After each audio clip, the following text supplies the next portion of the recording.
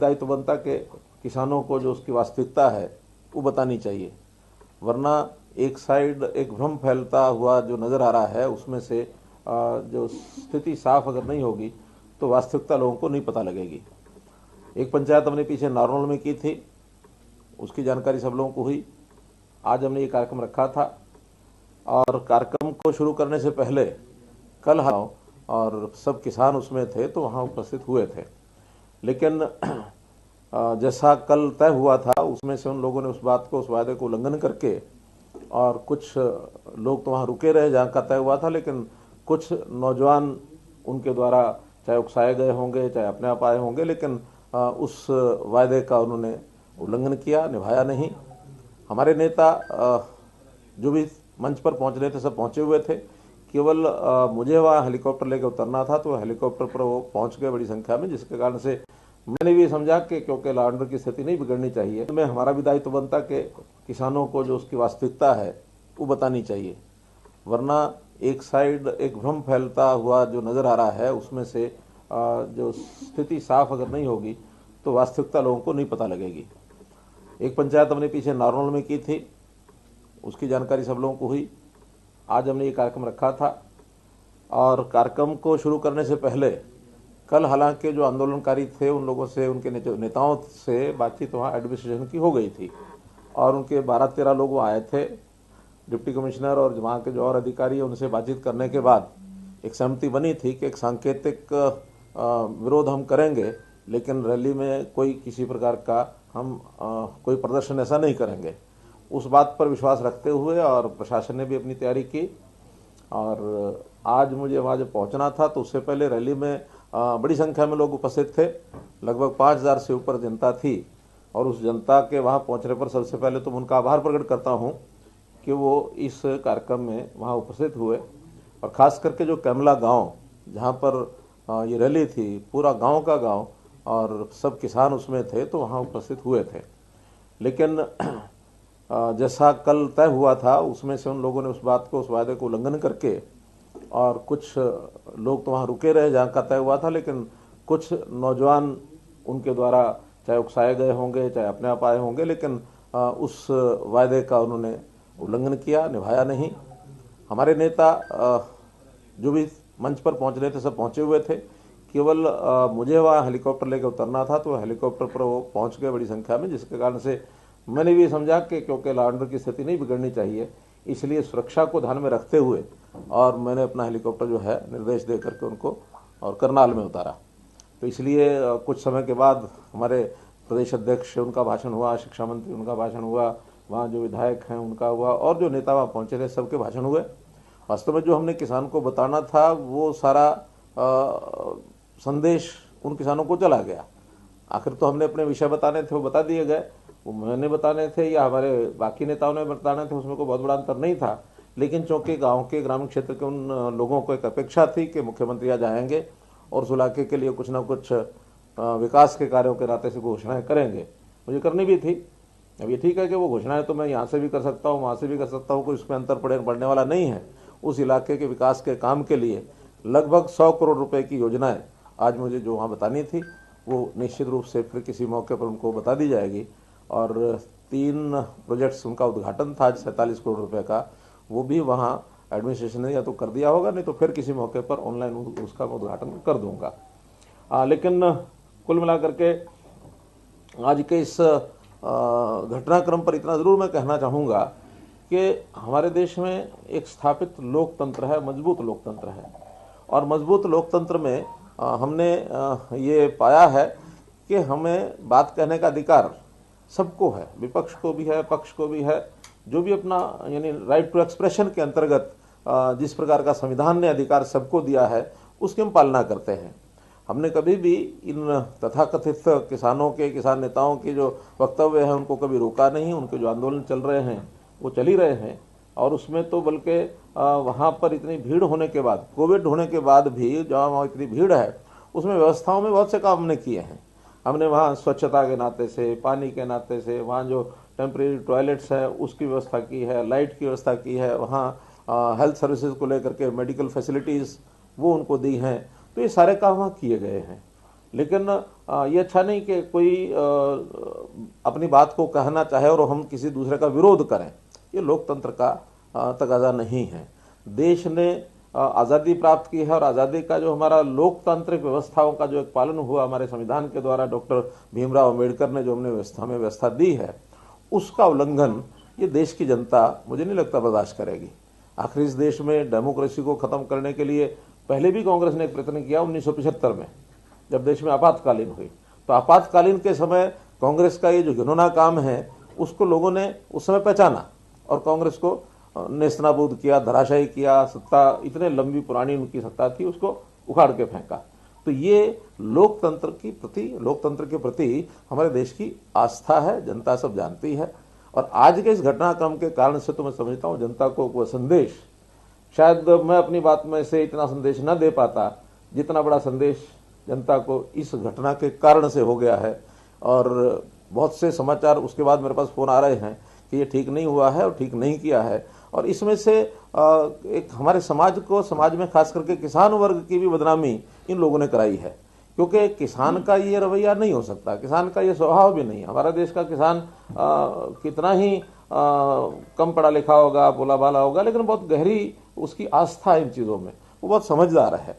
तो इसलिए इनको उस प्रकार का समर्थन मिलने वाला नहीं है। और इसमें भी अगर मैं किसी को, एक व्यक्ति को जिम्मेवार ठहराऊं, तो उसमें जो परसों से वीडियो चलाया गुरनाम सिंह चढ़ूनी ने, तो गुरनाम सिंह चढ़ूनी ने जो जिस प्रकार का उकसाने का काम किया कि मुख्यमंत्री की जो ये सभा है, ये पंचायत है, ये नहीं होने देंगे, और उन्होंने अपने नौजवानों को या अपने जो साथ लगे उनके लोग हैं उनको आह्वान किया कि मरोड़ निकाल देंगे, ये करेंगे, वो करेंगे। मरोड़ निकालने का विषय नहीं है मेरा। तो क्या, मैं समाज का प्रतिनिधि हूँ, जनता का प्रतिनिधि हूँ, मेरी कोई मरोड़ नहीं है।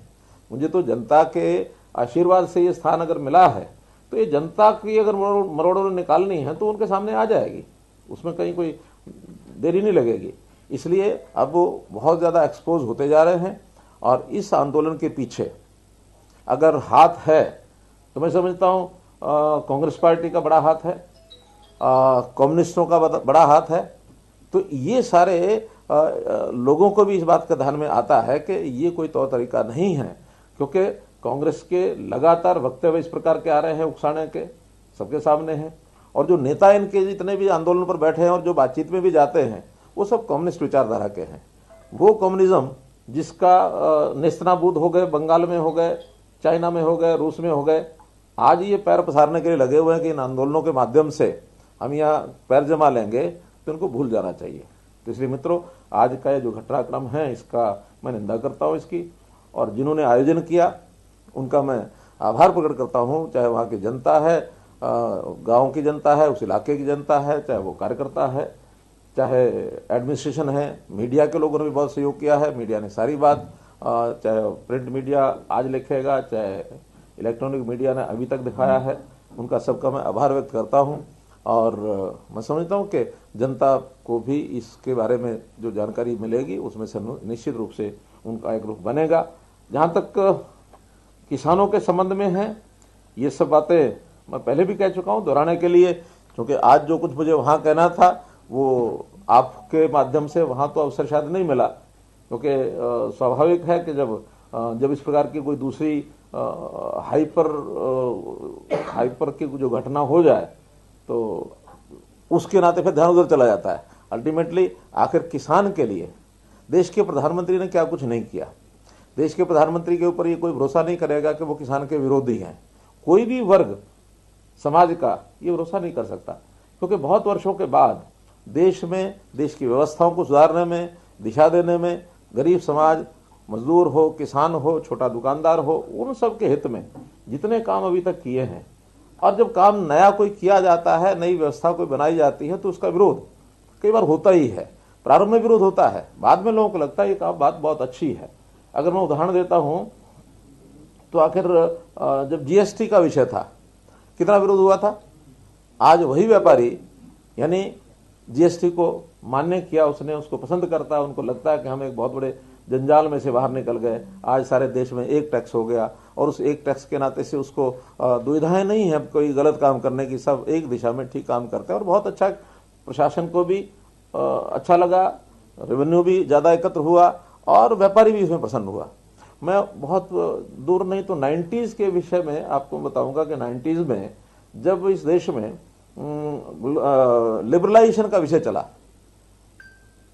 ग्लोबलाइजेशन लिबरलाइजेशन के सारे ग्लोब से लिबरल होकर के हमको आगे कदम बढ़ाने चाहिए। और उस समय विरोध भी हुआ था। उस विरोध के समय कि भी हाँ हम पता नहीं ये कंपनियां बाहर से आ जाएंगी, सारा देश दुनिया हमको लूट ले जाएगी, ये करेगा वो करेगा, वो जमाना था। उस जमाने के बाद आज 20-25 साल के बाद हम देखते हैं कि कितने ही लोग देश और देश से बाहर जा करके दुनिया में अपना व्यापार कर रहे हैं, एंटरप्रेन्योरशिप कर रहे हैं, बाहर के लोग यहाँ आ रहे हैं। यानी दुनिया को जिसको कहना चाहिए एक बहुत निकटता एक दूसरे की बन गई, यानी ग्लोब इज ए विलेज, ऐसा जो वाक्य निकले, उन वाक्यों का सार्थक एक परिणाम निकला कि सारे देश दुनिया के लोग प्रगति कर रहे हैं, एक दूसरे के साथ मिलकर कर रहे हैं। उस समय हमारा अगर ऑटोमोबाइल का देखें तो गाड़ियां जो होती थी वही, अगर वही जमाना चल रहा होता तो वही क्या एम्बेसडर और फिएट और वही स्कूटर जो है वेस्पा लम्ब्रेटा, उसी पर चल रहे होते। आज जो है हम कितना आगे बढ़ गए हैं। यानी अगर उन गाड़ियों के मॉडल हम देखते हैं तो उसके अंदर एक से क्या क्या क्या है, वो क्योटा, क्रेटा, फिर टोयोटा, किया, जीप, किस किस लेवल पर कहां कहां पहुंच गए हैं। तो ये सारी चीजों का लाभ एक उस प्रकार के माहौल के बाद बना है। तो ऐसे नई परिस्थितियां, नई जो व्यवस्थाएं बनती हैं उसका विरोध हुआ करता, हमको मालूम है। लेकिन उसके पीछे की यदि भावना ठीक है, उद्देश्य ठीक है, तो वो हमेशा जनहित में होता है, ऐसा हमारा विश्वास है। जहां तक इन 3 कानूनों का विषय है, तीनों कानून जनहित में है। और मेरा दूसरा कहना है कि जब भी कोई नई चीज आती है तो उसका उपयोग करने के बाद ही पता लगता है कि वो ठीक है या गलत है। मैं कहता हूं 1 साल अगर हम उपयोग करने के बाद देखते, मेरे जैसा व्यक्ति भी ये कहता है, अगर 1 साल के बाद हमें लगेगा इसमें ये चीजें कमियां हैं, तो हम ही जाकर के सब लोगों के साथ मिलकर के प्रधानमंत्री जी कहते हैं कि इसके अंदर न्यूनता है, कमी है, इसको ठीक करना चाहिए। हालांकि आज भी बहुत से जब शुरू में विषय निकाले गए कि इसके अंदर इन प्रावधानों के अंदर बदल करना चाहिए, तो बदल करने के लिए आज भी सरकार तैयार है। लेकिन जो एक रट लगाई कि मैं ना मानूं, मुझे तो चाहिए ना, क्या ना, तीनों कानून वापस लो। अब ये कोई जिद से ये प्रकार चीजें नहीं चला करती हैं। इसलिए 1 साल भर हम उसका उपयोग करें, और कोई गलत बात लगती है तो उसको हम छोड़ देंगे। और छोड़ने को आज भी बंधे हुए नहीं है। आज भी ये तीनों जो कानून हैं, ये कोई ऐसा नहीं है कि अनिवार्यता है किसान के लिए, अनिवार्यता नहीं है। मंडियां हैं, जहां तक मंडी का विषय है, सरकारी मंडियां आज भी हैं, आगे भी रहेंगी। उसके अंदर एमएसपी आज भी है, आगे भी रहेगा। एक रास्ता अल्टरनेटिव दिया गया है कि अगर प्राइवेट भी कोई मंडी आके खुलती है, उसमें यदि किसी को लाभ लगता है तो जाके बेचेगा, नो कंपल्शन। तो एक अल्टरनेटिव रास्ता दिया है, उसमें एमएसपी से ऊपर अगर मंडी में जाके कोई खरीदेगा तो उसको, किसान को बेचने में कोई आपत्ति नहीं होगी, बल्कि उसको लाभ ही होगा। पहले ये नहीं था। एपीएमसी एक्ट में एक प्रावधान है कि हर एक परचेजर जो है, जो बायर है, उसको अपने आप को रजिस्टर कराना पड़ेगा। मंडी से बाहर ना कोई बेच सकता, ना कोई खरीद सकता है। एमएसपी जो है मिनिमम सपोर्ट प्राइस नहीं, बल्कि मैक्सिमम, जिसको कहना चाहिए मैक्सिमम सेलिंग प्राइस, ऐसी उभर गई। हर किसी को लगता है ये एमएसपी है, इसके ऊपर नीचे तो करना नहीं, इसी पर खरीदना है, मामला खत्म। आज किसान को एक अल्टरनेटिव मिला। इसी प्रकार कंट्रैक्ट का जो नियम है, कंट्रैक्ट की खेती, कंट्रैक्ट की खेती किसी न किसी रूप में पहले भी तो चलती थी। आखिर 2 व्यक्ति मिलकर के, एक के पास जमीन होती थी, दूसरा उसको बुआई करता था। जमीन वाला इतना समय नहीं था या उसके पास साधन नहीं थे, या वो और कोई काम करता था अपनी खेती, वो जब नहीं करता था तो दूसरे को बटाई पर देता था। बटाई के नियम अलग अलग होते थे, कभी आधी आधी की बटाई होती थी, कभी 5वें हिस्से की बटाई होती थी, उन सब नियम अलग अलग हैं। और कभी ठेके के ऊपर होती थी, पैसा ले लिया और जो बुआई करने वाला उसी का नफा घाटा उसी का होगा। तो जो प्रकार पहले चलते थे, आज थोड़ा बड़े स्वरूप में दे दिए। उसमें इतना ही तो कहा कि अगर आप चाहें तो किसी कॉर्पोरेट घराने को भी अगर कोई आता है, वो अगर कॉन्ट्रैक्ट पे करना चाहता हो तो उसके साथ कर सकते हो, करना जरूरी नहीं है। कोई किसान उसकी मर्जी हो तो करेगा, नहीं तो नहीं करेगा। इसके लिए किसी प्रकार का कोई बंधन या जबरदस्ती या अनिवार्यता ये बिल्कुल कहीं नहीं है। तीसरा, भंडारण का विषय। भंडारण में क्यों अनिवार्य है? इसलिए है कि भंडारण के बिना हमारी जितने भी फल, सब्जियां और अन्न है, प्रधानमंत्री जी ने स्वयं हमको जो आह्वान किया, बताया कि 1 लाख करोड़ रुपए की फसल, फल, सब्जी ये साल में खराब हो जाती है लगभग। अगर हम हरियाणा की बात करें तो उसमें अगर क्योंकि 3-4%, 5% तो हमारा योगदान होगा ही, तो 5% का मतलब है कि 5,000 करोड़ रुपया यहां भी जाता होगा, 3-4 हजार करोड़ रुपया यहां भी जाता होगा। कितने फल सब्जियां खराब हो जाते हैं, गोदाम में पड़ा पड़ा अन्न सड़ जाता है। कुछ लोगों का उसमें इंटरेस्ट भी होता है कि सड़ जाए तो ठीक, उसके बाद हम इसको खरीदेंगे। तो ये सारी चीजें ठीक हों, किसान को भी कोई वेयर हाउसिंग बनाने के लिए, कोल्ड स्टोरेज बनाने के लिए, कोई भी व्यक्ति, न्यू एंटरप्रेन्योर, स्टार्टअप, किसान या कोई व्यापारी इन व्यवस्थाओं में आकर के काम करेगा तो सहयोग मिलेगा सरकार को। सारी व्यवस्थाएं सरकार के ऊपर छोड़ना संभव भी नहीं है, हो भी नहीं सकती हैं। सरकार आखिर कितना करेगी, और सरकार के काम भी ये नहीं है। व्यापार करना सरकार का काम नहीं है। सरकार का काम व्यवस्थाओं को ठीक करना है। हाँ, जब कभी टकराव, इन चीजों में इंटरेस्ट में जब टकराव होता है, प्रतियोगिता होती है, तो उसमें कहीं ना कहीं इस प्रकार के विषय भी होते हैं कि कोई एक मानो व्यक्ति लाभ कमाता है तो कई बार दूसरे की कॉस्ट पर कमाता है, दूसरे को हानि होने लग जाती है। तो कोई किसी की कॉस्ट पर काम न करे, संतुलन बैठाना ये सरकार का काम होता है। सरकार उसमें नियम पॉलिसीज बनाती है। तो इसलिए मित्रों, ये जो चीजें हैं, भंडारण की हो, चाहे कॉन्ट्रैक्ट खेती हो, चाहे मार्केटिंग की बात हो, ये सब किसान के हित में बनाई गई है। लेकिन सभी ऑप्शनल हैं, कोई भी कंपलसरी ऐसा विषय नहीं है कि किसान को इसके ऊपर जाना ही जाना है। किसान को जिस दिन लाभ लगने लगेगा उस दिन वहां जाएगा। लेकिन हम तो और भी किसान के हित में कितनी बातें और कर रहे हैं। आखिर किसान का जो समस्याएं हैं, सबसे बड़ी समस्या उसकी जमीन का जो रेवेन्यू रिकॉर्ड है, वही इतने फंसे हुए हैं कि उसमें इतनी लिटिगेशन, झगड़े। हम उस पर डिजिटलाइजेशन कर रहे हैं, उसको डिजिटलाइजेशन के माध्यम से उसको दुरुस्त कर रहे हैं ताकि उनके आपसी झगड़े पिछले खत्म हो, आगे झगड़े ना हो। कितनी जमीन खराब है, और जमीन की सीमा है हमारे यहाँ 70,000-72,000 एकड़, 70-72 लाख एकड़ ये हमारी एग्रीकल्चर लैंड है। तो उसमें से भी 8-10 लाख एकड़ खराब जमीन है, सलाइन है, एल्कलाइन है। हम उसको ठीक करने के लिए लगे हैं। हमने टारगेट रखा कि इस साल 1 लाख एकड़ हम जरूर ठीक करेंगे। तो उस 1 लाख एकड़ के लिए किसानों का आह्वान भी करेंगे। उसके साथ कुछ थोड़ा बहुत उसका भी इंटरेस्ट जागना चाहिए कि मैं जमीन ठीक कराऊंगा तो मेरी जमीन का लाभ मुझे ही होगा। तो पहले 1 लाख में कौन आगे आता है उसका हिसाब करेंगे। इसी प्रकार से कौन क्या फसल बोए, क्रॉप का, यानी उसका जो टोटल क्रॉप कितनी हो, इसके टारगेट्स हमारी आवश्यकता के हिसाब से वो हम रखने के लिए योजना बना रहे हैं। किस किसान, यानी किसान को कौन सी फसल बोने में लाभ ज्यादा है। आखिर तो किसान भी इनकम के लिए काम करता है ना, तो इनकम ज्यादा किस में हो सकती है, एक जैसे इनकम में तो सब में तो नहीं होती। तो आज हमारी आवश्यकता किस चीज की है, हमारी आवश्यकता सब्जियों की है, फल की है, मसालों की है। आज हमारी आवश्यकता यानी गेहूं की और धान की उतनी नहीं है। देश को भी जितना पैदा होता है उससे सरप्लस है। हमें रिक्वायरमेंट जो फूड सिक्योरिटी की रिक्वायरमेंट है इस साल का और 1 साल का और 2 साल का फूड ग्रेन हमारे स्टॉक में रहना चाहिए। आज 5 साल का फूड ग्रेन हमारे स्टॉक में है, इसका मतलब 3 साल और आगे तक भी रखा हुआ है। तो अगर उसको हम थोड़ा कम करेंगे, एक इक्विलिब्रियम जो है, संतुलन जो है बिठाना पड़ेगा। बाकी चीजों का आवश्यकता उसमें हम करेंगे। बहुत चीजें ऐसी जो इंपोर्ट करते हैं विदेश से। अब एक फल है मानो अंजीर, अंजीर हमारे देश में नहीं होता, हो सकता है। अभी मैंने साइंटिस्ट से पूछा, मैंने कहा अंजीर क्यों नहीं होता भाई, उन्होंने हो सकता, मैंने हो सकता तो करो इस बार हरियाणा में, ज्यादा नहीं तो 150 एकड़ की खेती शुरू करो, बाद में देखेंगे और ज्यादा। अभी तो सारा पश्चिमी देशों से वहीं से आता है सब। तो इसलिए और बहुत सी चीजें हैं, खजूर है बाहर से आता है, कई फल ऐसे हैं, कई सब्जियां ऐसी हैं जो हमारे यहाँ नहीं होती हैं। तो उन चीजों की खेती करके हम उन चीजों को आगे बढ़ा सकते हैं। फिर जो चीज हमारे यहाँ सरप्लस होती है उसका क्या हम उसके बाई प्रोडक्ट बना सकते हैं, क्या उसकी प्रोसेसिंग कर सकते हैं, क्या प्रोसेसिंग करके हम उसको कहीं एक्सपोर्ट करेंगे, या अगर मार्केट में बेचेंगे जहां उसकी मार्केट है वहां उसको भेजेंगे। मार्केट भी कई प्रकार की है। एक सामान्य गरीब आदमी की मार्केट है, वो तो अपना 2 समय का भोजन कर सकता है, उसको उतना उपलब्ध होना चाहिए, उसकी सिक्योरिटी उसकी होनी चाहिए। फूड सिक्योरिटी में वो सिक्योर है। फूड सिक्योरिटी में 1 रुपया, 2 रुपया, 3 रुपया किलो अनाज जो है वो उसको मिलता है, और वो सरकार जो है उसको प्रोक्योर करती है। प्रोक्योरमेंट करने के बाद अनिवार्यता है सरकार की, देना ही पड़ेगा। तो इसलिए वो प्रोक्योरमेंट वो तो समाप्त हो नहीं सकती।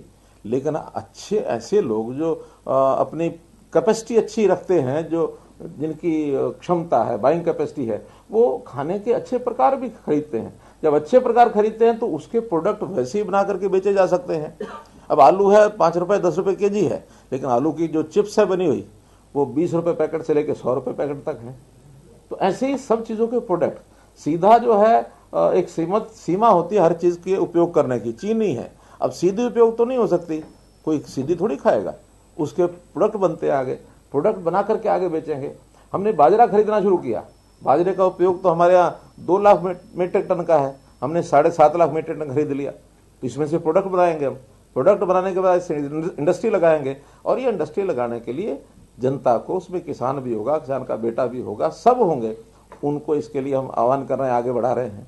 तो ये सारी चीज़ें यानी एग्रो बेस्ड इंडस्ट्री या किसान की आय अधिक बढ़ाने के लिए जो एलाइड जो प्रोजेक्ट्स हैं किसान के लिए, मानो खुम्बी फार्म है, मानो मधुमक्खी फार्म है, पिगरी है, ये डेयरी है, पोल्ट्री है, तो ऐसे बहुत से ऐसे प्रोजेक्ट हैं कि जिनको किसान के साथ, खेत के साथ लगाने में हम सहयोग कर रहे हैं ताकि उसकी आमदन बढ़े।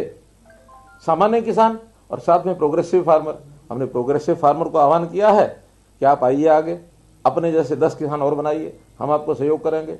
हमने कंपटीशन पैदा करने के लिए उनकी सम्मान योजना एक बनाई है ताकि किसान आगे आए।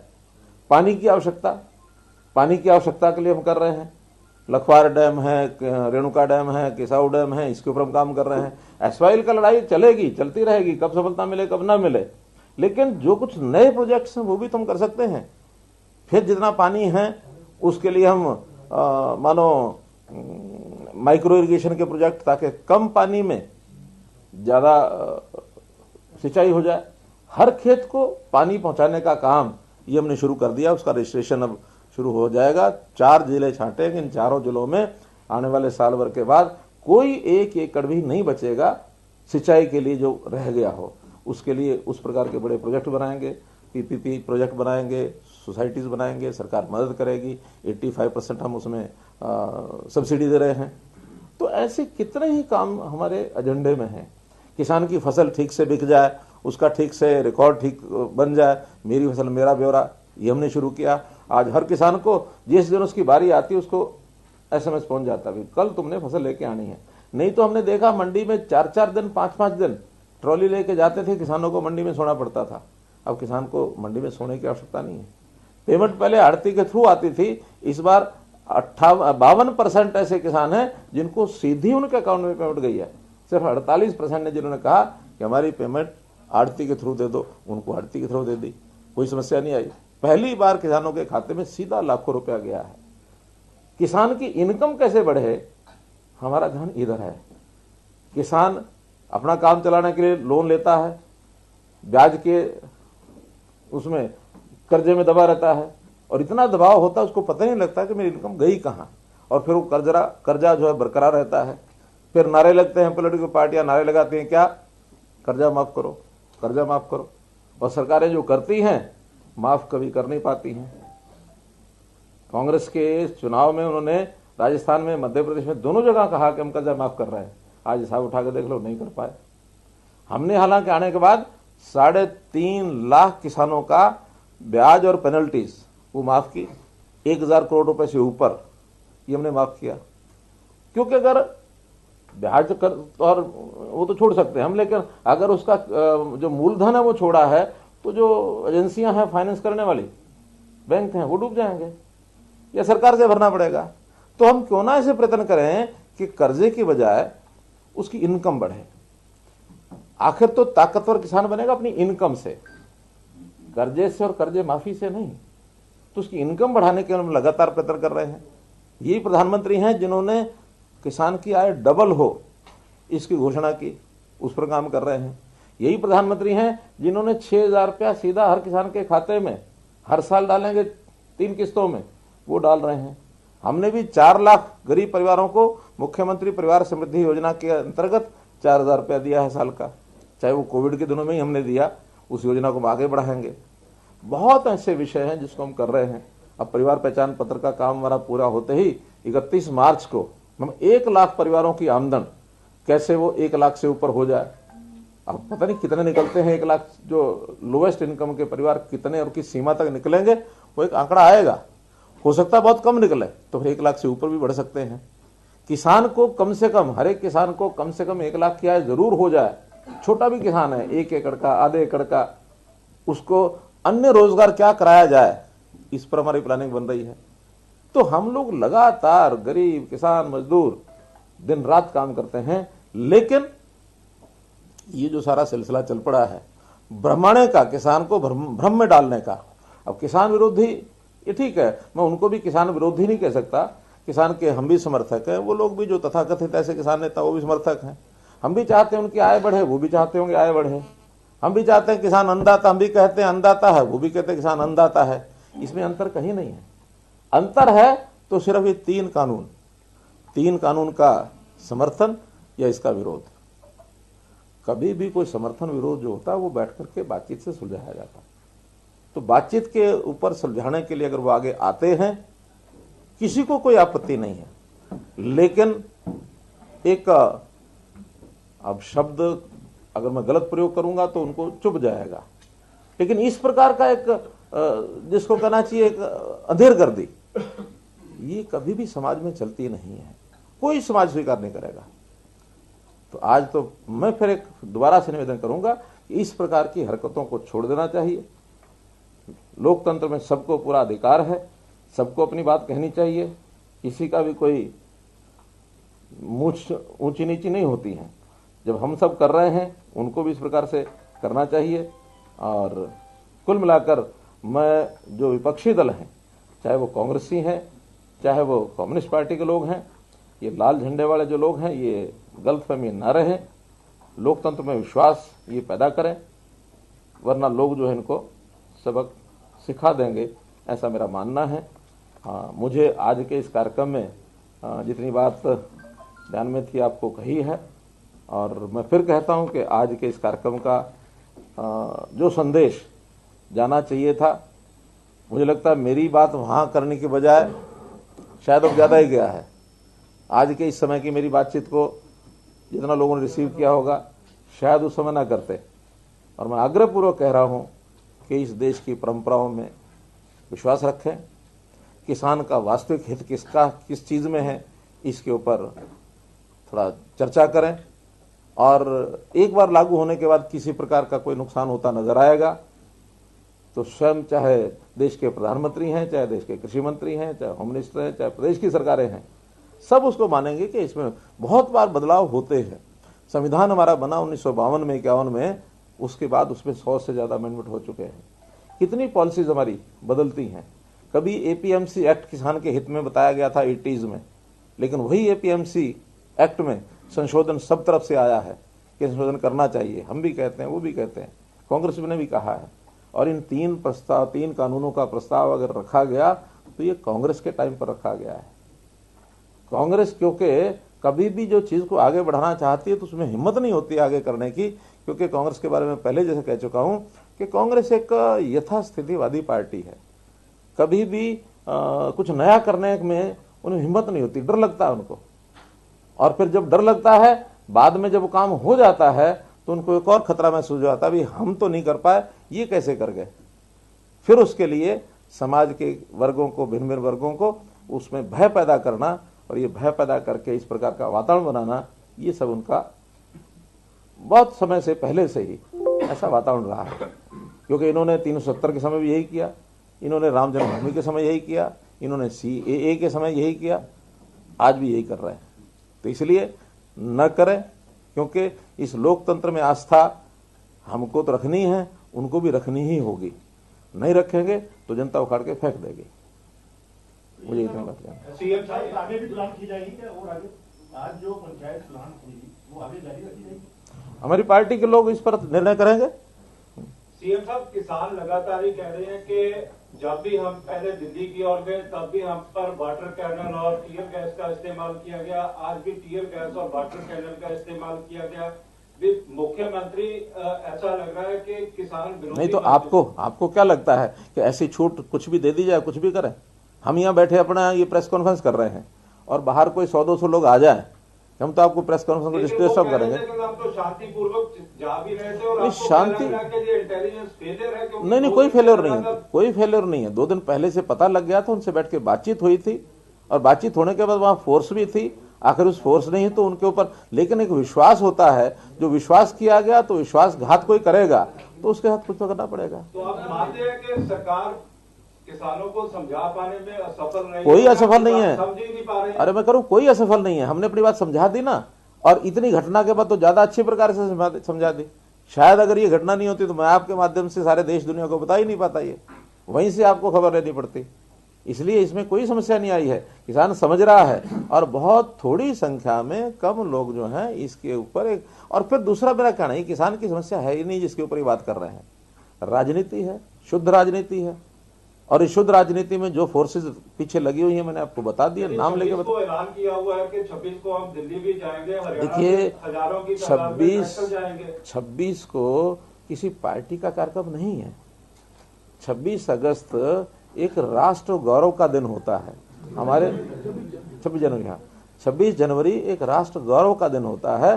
तो इस राष्ट्र गौरव के दिन में किसी की राजनीति नहीं होती है, और उसको भी अगर वो राजनीतिक उपयोग करेंगे तो ये बहुत ही मतलब एक शर्म का विषय होगा इस देश के लिए। दुनिया क्या देखेगी, क्या कहेगी। इसलिए इस विषय पर मुझे ऐसा नहीं लगता कि 26 जनवरी को इस प्रकार की हरकत लेकिन करें। आपने एक नाम लिया, गुरनाम सिंह चटर्जी का पर्टिकुलर नाम लेके बोला है, तो कोई फिर केस दर्ज करवाएंगे कोई उकसाने का और का? देखिए, वो एडमिनिस्ट्रेशन जिनके जिम्मे काम है उस सारी स्थिति को देखने के लिए अध्ययन करेंगे। लेकिन कुल मिलाकर के वीडियो तो आपने भी देखा है, मैंने भी सुना है। जैसे शाहबाद में पूर्व मंत्री के घर पे घेराव और उनके घर में घुसने तक का मामला, इसके अलावा एक किसान की मौत जो हुई ट्रैक्टर रैली के दौरान वो मामला, इस तरह के तमाम मामले ऐसे, इसके बावजूद फिर भाई हम तो यही कहते हैं ना कि विषय को बढ़ाया न जाए। हम कोई किसी के खिलाफ कोई हमारा विरोध का वैसे भावना नहीं रहती है कि भी किसी को परेशानी करना है, किसी के खिलाफ कोई हमारी बदले की भावना है, ऐसा नहीं। अगले को समझाया जाता है ये नहीं करना चाहिए। आज भी मैं ओपनली समझा रहा हूँ कि गलत किया है, नहीं करना चाहिए। आखिर लोकतंत्र में क्या होता है कि जन नेताओं को या जो भी कोई इस प्रकार के काम करने वाले अपने ग्रुप के लीडर होते हैं, नेता होते हैं, उनको भी एक सीमा में रहना चाहिए। और सीमा तोड़ते हैं तो हमें कुछ करने की आवश्यकता है कि नहीं है, जनता कर देगी, जनता कर देगी। आपके कई प्रश्न हो गए। घोषणाएं करने वाले थे आज, उन पे मोटा मोटा बताना चाहेंगे कि क्या घोषणा आज वहाँ के लिए होनी चाहिए? देखिए, वहाँ के स्थानीय कुछ डिमांड्स थी, वो थोड़ा अगर बताएं। हाँ, जैसे मानो एक तो वहाँ बाईपास था चौरा गांव का किसका 30 करोड़ रुपए तो उसी के ऊपर लागत आने वाले थे। मेरे पास वो लिखी है सब, मोटा मोटा जो है वो बताता हूँ, बाकी छोटे काम तो बहुत हैं। एक वहाँ इंद्री एस्केप का मामला है ग्रोंडा एरिया में। वहाँ बहुत बड़ा पानी इंद्री साइड से निकल करके और उसको लगभग 500-600 एकड़ को पानी खड़ा हो जाता है और वहाँ उसकी खेती ठीक से होती नहीं है। तो उनकी बहुत बड़ी डिमांड थी। हमने उसकी रीमॉडलिंग और उसकी स्ट्रेंथनिंग करने के लिए एक योजना बना रखी है, और उसमें कोई 50-60 एकड़ जमीन में एक बहुत बड़ा वाटर रिचार्जिंग सेंटर बनाएंगे, जिसके अंदर एक झील टाइप ऐसे बनेगी ताकि 500-600 एकड़ की बजाय वो एरिया 50-60 एकड़ सीमित जो पंचायत की जमीन है 2-3 गाँव की, उसके अंदर करेंगे ताकि लोगों को वो जमीन जो बोने के लिए आसानी से मिल जाए। एक तो बड़ा काम ये था। इसी प्रकार वहाँ कुछ कम्युनिटी सेंटर्स है कुछ गाँव के। एक अंडरपास है नेशनल हाईवे 44 का, ये मैंने अपने मंत्री हमारे जो रोड सरफेस रोड के नितिन गडकरी जी हैं उनको लिख दिया है पत्र, उसका निर्माण होगा। नेशनल हाईवे 44 जो जीटी रोड है इसके अंडर है। एक गर्ल्स स्कूल की वहाँ की चौरा के पास एक गर्ल्स स्कूल के निर्माण की बात है। इसी प्रकार से एक block level training centre self help groups के लिए ऐसी एक वहाँ की मांग है, वो हमने उसमें उनको बता दिया है कि वो हम करेंगे। कुछ गांव के कम्युनिटी सेंटर हैं लगभग 10 गांव के, वो उनको कर देंगे हम उनके लिए। 10 गांव में इसी प्रकार से जो योग कम व्यायामशाला, जिसमें से एक बड़े गांव का कोई जहां 5-6 एकड़ जमीन हो गई उसमें स्टेडियम और बाकी जगह में व्यायामशाला आसपास के जो गांव हैं ये सब करेंगे। कुछ 8 गांव के स्कूलों की नई बिल्डिंग बहुत पुरानी हो चुकी है, वो हमने मंजूर की है। एक हैफेड का कोल्ड स्टोरेज बस्ताड़ा गांव में, ये लगभग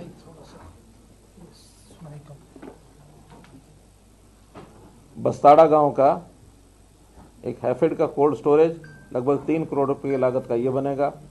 घरौंडा में एक HSVP का सेक्टर, इसके बनाने की योजना बन गई है, जमीन वहाँ ले ली गई है। चौड़ा गांव का जैसे मैंने बाईपास बताया 30 करोड़ रुपए का खर्च उसका आएगा। इंद्रिया स्केप के ऊपर एक पुल बनेगा इरिगेशन डिपार्टमेंट का। कुछ वेटरनरी बिल्डिंग्स हैं, वेटरनरी जो हॉस्पिटल्स और उनकी जो डिस्पेंसरीज हैं, उसमें 5 जगह पर उनकी बिल्डिंग्स की रेनोवेशन होगा।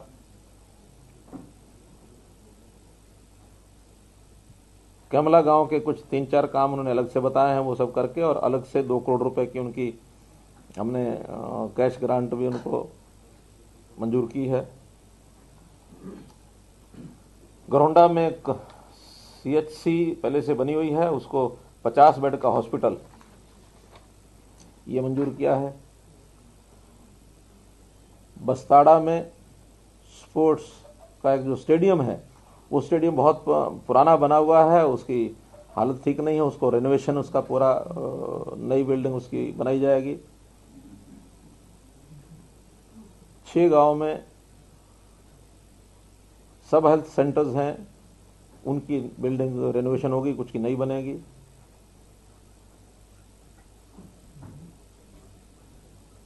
कुछ रोड्स हैं छोटी बड़ी,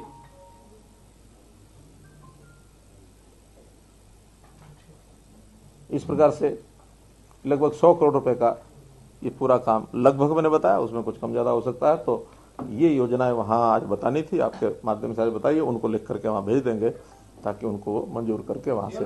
जैसा आपने कहा कि कांग्रेस पार्टी जो है इस मामले पर कहीं ना कहीं राजनीति कर रही है। सर 15 तारीख को अब पूरे देश के अंदर गवर्नर हाउस जो है वो घेरने की बात हो रही है और कहीं ना कहीं किसान आंदोलन पर राजनीति के साथ साथ जो वैक्सीन नहीं आ रही है कोरोना को लेकर, उसके ऊपर भी राजनीति हो रही है।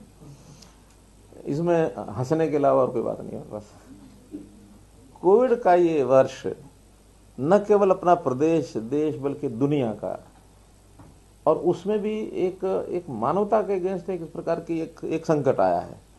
उस संकट के ऊपर भी इनको सहयोग देने के बजाय इस प्रकार की बातें सूझती हैं। ये कोई भारतीय जनता पार्टी का कार्यक्रम नहीं है, ये कोई किसी एक व्यक्ति का कार्यक्रम नहीं है। यानी इतनी बड़ी बीमारी फैली है, उसको किसी न किसी प्रकार से सब देश काबू करने में लगे हैं।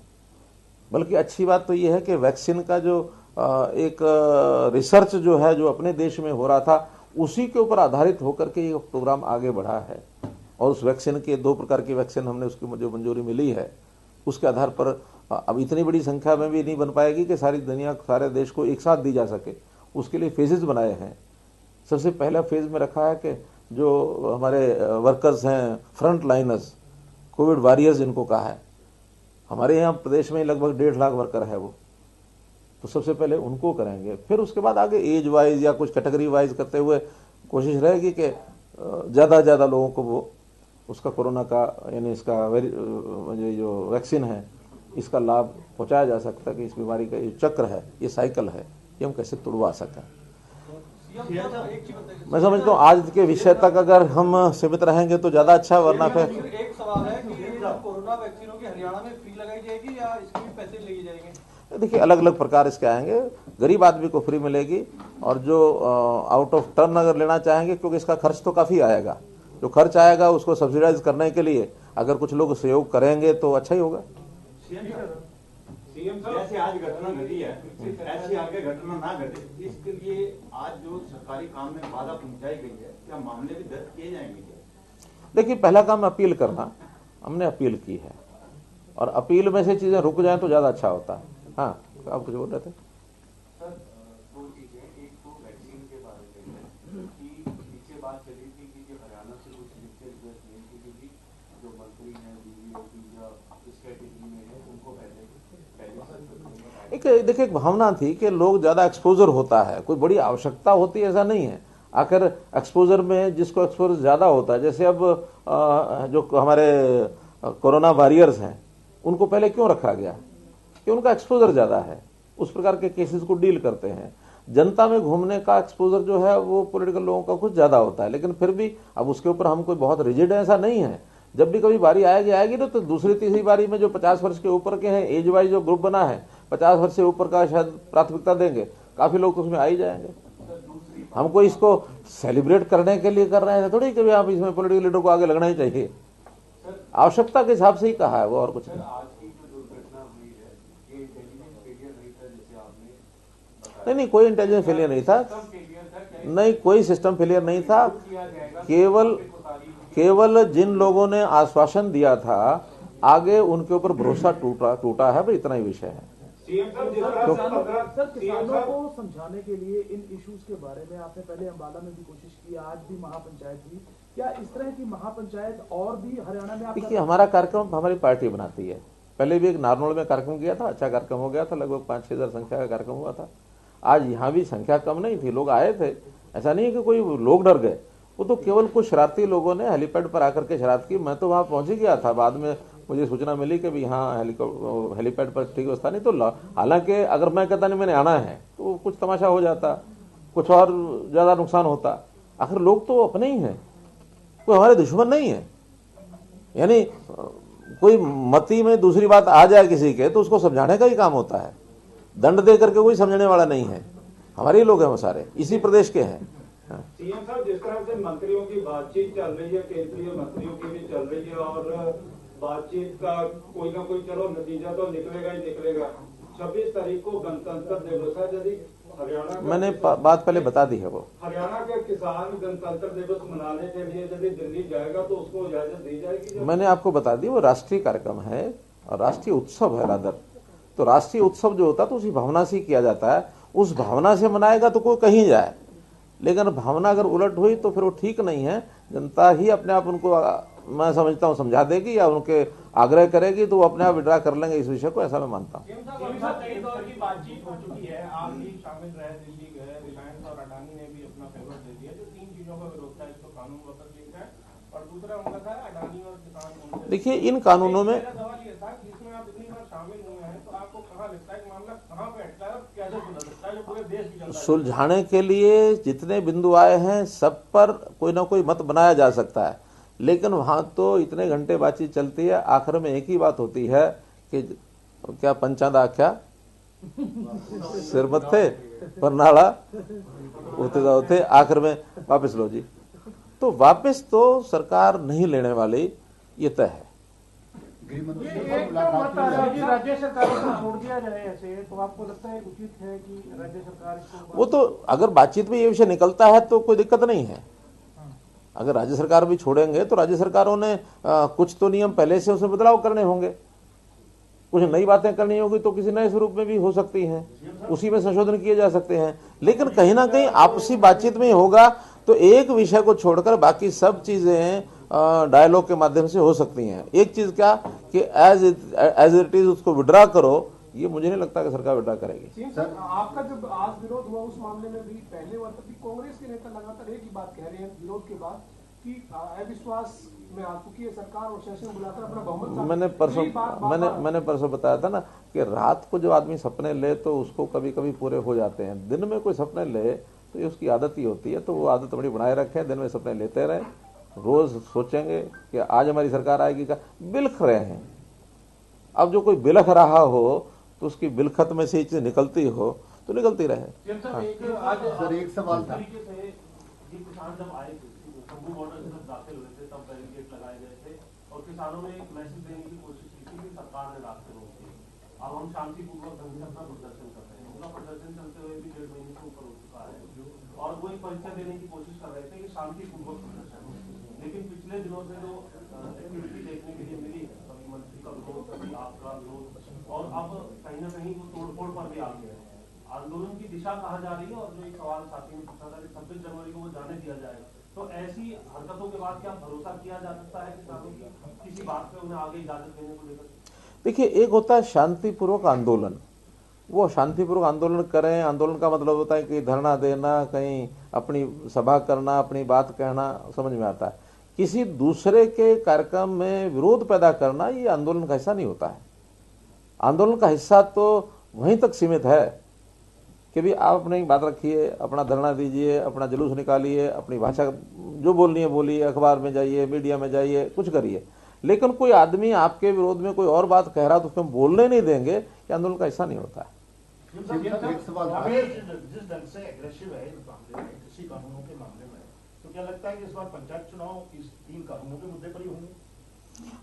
ऐसा मुझे नहीं लगता। पंचायती राज का अपना एक सिस्टम होता है, तो पंचायती राज में वहाँ के विकास की बात होती है, बाकी सब होती है। ये तो एक जनरल विषय है, मैं समझता हूँ। और अगर है तो ये केंद्र सरकार के नाते से विषय है। आखिर केंद्र सरकार ने कानून बनाया तो कोई विषय आएगा तो केंद्र सरकार में आएगा। अब इस समय कोई आएगा ऐसा मुझे नहीं लगता। सीएम साहब, एक सवाल है कि अमित शाह जी के साथ आपकी बैठक हुई, उसके बाद आपने कहा कि आने वाले जो मीटिंग होनी है किसान और सरकार के बीच में, उसमें फैसला आ जाएगा और किसानों के हाथ में फैसला। मैंने फैसला आ जाएगा ऐसा नहीं। मैंने देखकर आपको क्या लगता है? नहीं, मैंने तो आशा व्यक्त की है कि मुझे आशा है कि ऐसी जब आपस में बैठ के बातचीत होती है तो कहीं ना कहीं बात आगे बढ़ती है। मुझे जो पूछा कि वो तो कह रहे नहीं मानेंगे और फिर भी बातचीत, मैंने कहा ये बातचीत जब तय होती है उस समय अगर एक ही मुद्दे पर नहीं मानेंगे यही होता तो बातचीत आगे की डेट रखने की विषय ही नहीं था। तो फिर तो कई बार ही हो चुकी है। इसलिए कहीं ना कहीं बातें नजदीक पहुंच रही होंगी तभी आगे डेट रखी गई होगी। अंतिम सुशील जी बस इनेलो ने आरोप लगाया है, इनेलो ने अभी आरोप लगाया है कि बीजेपी ने अपने ही लोगों से लाठियां बरसवाई किसानों के ऊपर और आपस में भिड़वाए हैं। चलो ये उसके कहने का असर नहीं पड़ता कोई। जैसे बॉर्डर पे बैठे हैं किसान, आपने जो कहा सुविधाएं दी जा रही है, क्या अभी जो कुछ किसानों की जान चली गई है उनके लिए कुछ आर्थिक सहायता की कोई योजना है? देखिए, कुल मिलाकर के जिन्होंने उकसाया हुआ है उनको उकसाना नहीं चाहिए। इस आंदोलन को यहीं पर समाप्त करना चाहिए ताकि जो किसान बेचारे ठंड में बैठे हैं, जिनकी जानें जा रही हैं, ये जो सारा अगर इसका दोष किसी के सिर पर मैं बढ़ूंगा तो जो लोग उकसा रहे हैं ये उनके ऊपर है। जो लोग इस प्रकार की भाषा बोलते हैं, जो चीज़ों को सॉल्व नहीं होने दे रहे, ये जिम्मेदारी उनकी है। धन्यवाद।